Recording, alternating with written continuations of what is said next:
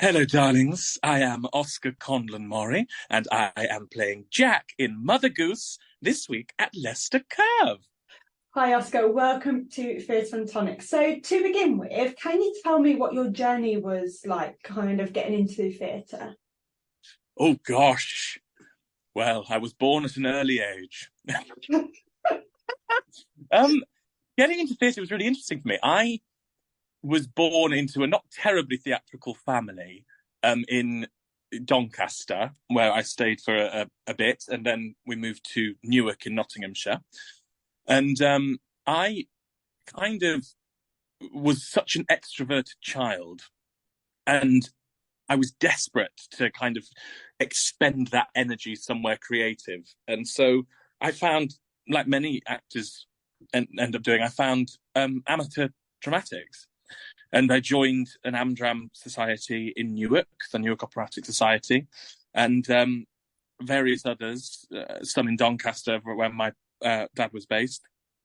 And it was just became this intrinsic thing that I knew I had to do. And it brought me so much joy. And I saw that it was bringing other people joy, our audiences. And I just thought, this is how I want to spend my life. And so I waited until I was 18. I auditioned for drama school, didn't get in anywhere, naturally. My hair was down to my, I always say a word I'm not allowed to say on here, but my bum. And I thought I was, God's gift. And so I then took a couple of years out and went traveling and opened up a little shop in France and just lived my life, really. And then at the end of those 2 years off, someone said to me, "You're going to try again." I was like, well, I know that theatre is what I want to do, so probably. And I initially auditioned for all the acting courses, RADA, dear. I said, do you know what? I can't foresee a time in my life where I'm not going to enjoy singing the most. It's the ultimate storytelling gift, I think. And so I instead auditioned for one drama school, which was Mountview, for their musical theatre course, and got in. And very luckily, I've kind of just been working ever since, which is I'm very aware that that's not everyone else's experience, but I've been very, very lucky to be able to do that. Yeah, definitely. And I think over the last few years as well, with the whole pandemic situation, you kind of started to turn to social media a bit, didn't you? And kind of did some sketches and things like that. So kind of over the last 3 years, has that kind of made you reflect more on yourself as a performer and kind of where you see yourself? Oh, absolutely. Absolutely. And I think you're quite right to bring the pandemic into it as well, because that was the acid test for me. As much as I was doing Only Fools and Horses at the time, and at the Haymarket Theatre in London. And we were ready to go down for beginners. This was 16th of March. Gosh, that's tomorrow is the anniversary. Wow. Yeah, we were told go down to stage, but instead of the curtain lifting, we were met by the company manager, who said, look, the audience are in their seats, but we have been told by the government we are not allowed to continue. And so we did what any self-respecting troupe of actors would do. We went to the pub and got absolutely blind drunk, and naturally, and I found myself on the tube at 2 a.m. I won't say singing, because I think that's probably too much of a compliment, but belting Sometimes Losing My Mind down the tube carriage through the little window into the next one.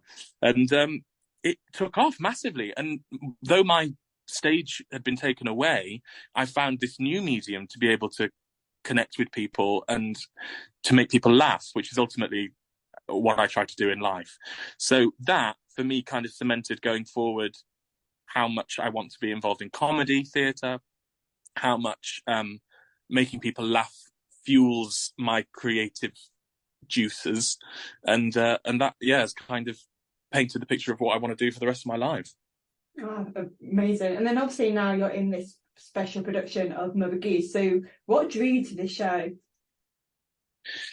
Well, I have to admit to falling prey to that old stigma about pantomime, because for many people in our industry, they say, oh, well, don't do a panto, darling. If you want to, get on in life, don't do a panto. And so when the casting director contacted me and said, we'd be really interested in meeting you for this character in Mother Goose.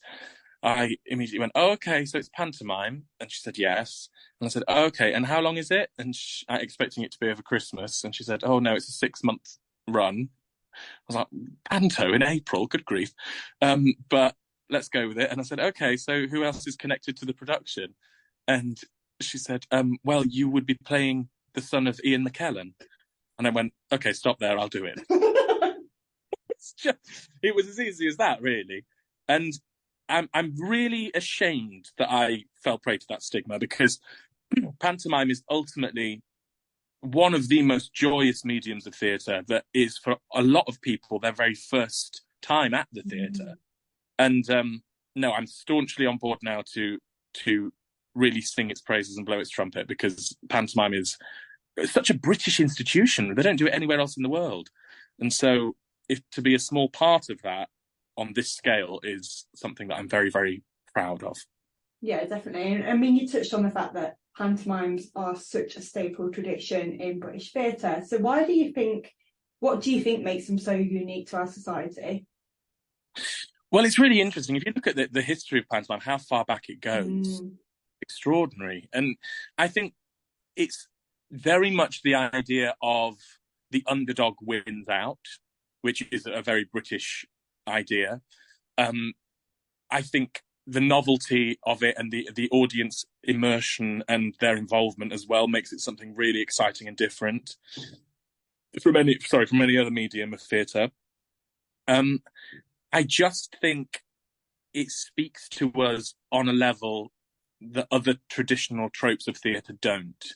It levels the playing field totally, whether you are a highbrow balletter main that goes and, to Covent Garden every year to watch Swan Lake or the Nutcracker, or if you are, not necessarily a theatre goer that just wants to find something interesting to do, a pantomime is where you go. And I think it being that great societal leveller is something that should really be praised. Yeah, definitely. I completely agree. And I think as well, pantomimes can be accessed, like you say, at every different level. So is this production of Mother Goose exactly like that? Does it kind of try and be very accessible to everybody? Oh, massively, massively so.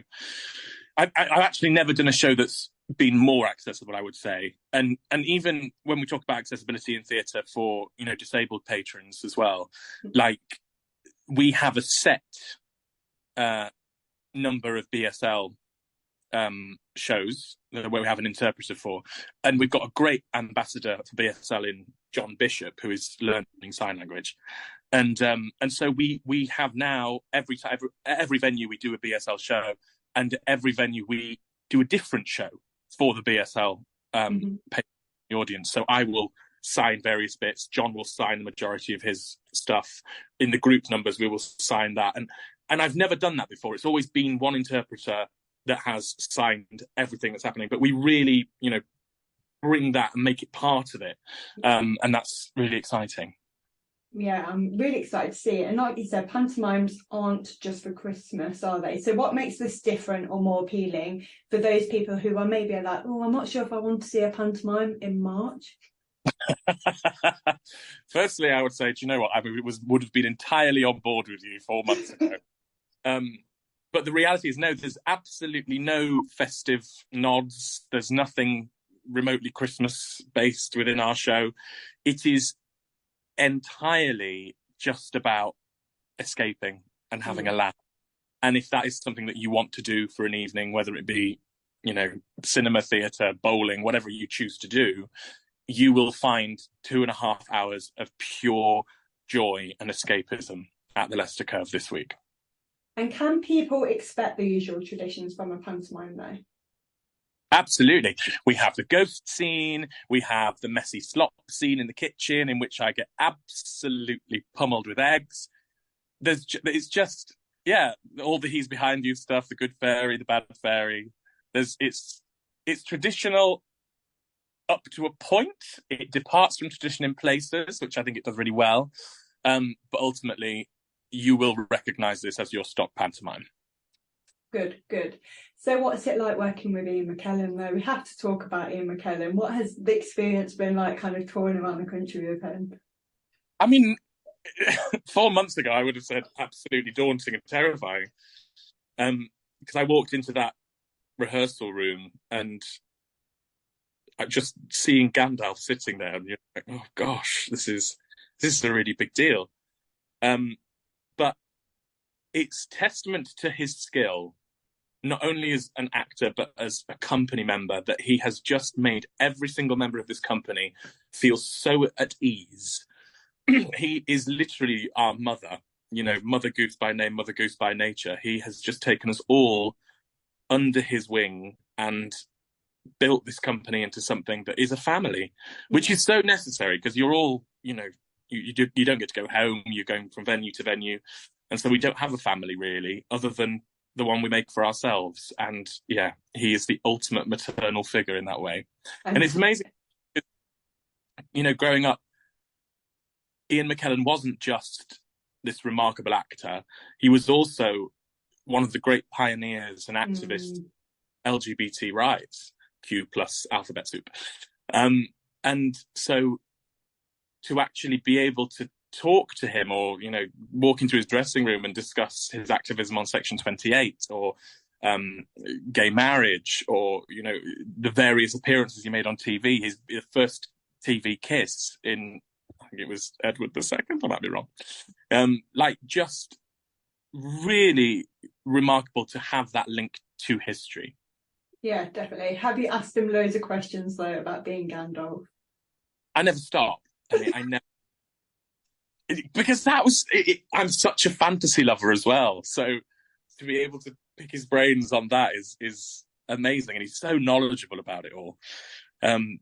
Yeah, one of his many remarkable roles.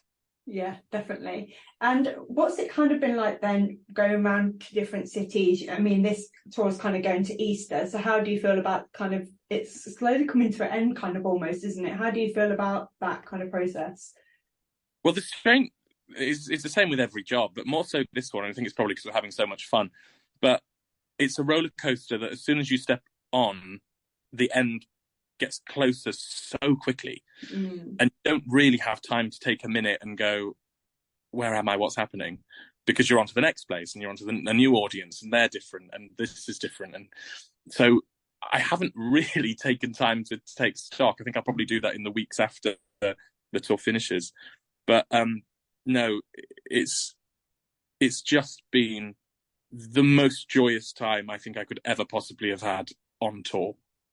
And if you could do another panto moving forward, what panto would you do? Such a good question. I've loved this panto because it wasn't one that I'd previously seen, and it's seldom done. Although there were 2 productions in London at the time. Hackney Empire did it as well. I don't know if I'd want to do another one now. This has just been so joyous. Anything else probably would pale in comparison. But I do love Jack and the Beanstalk as a panto, and the Palladium did it so brilliantly. I'd probably say that, as long as I can climb an 80-foot inflatable beanstalk. I mean, to be fair, I was just about to say, you could rival Rob Madge for the cow. I think I'd have to pry that from Rob's dead fingers, but yeah, let's see. Bless you. So one final question then, Oscar. For those people who are intrigued about Mother Goose, why should they come and see Mother Goose at the Curve? Come and see Mother Goose at the Curve for reasons I've already stated, really, because it is pure escapism, 2.5 hours of pure joy.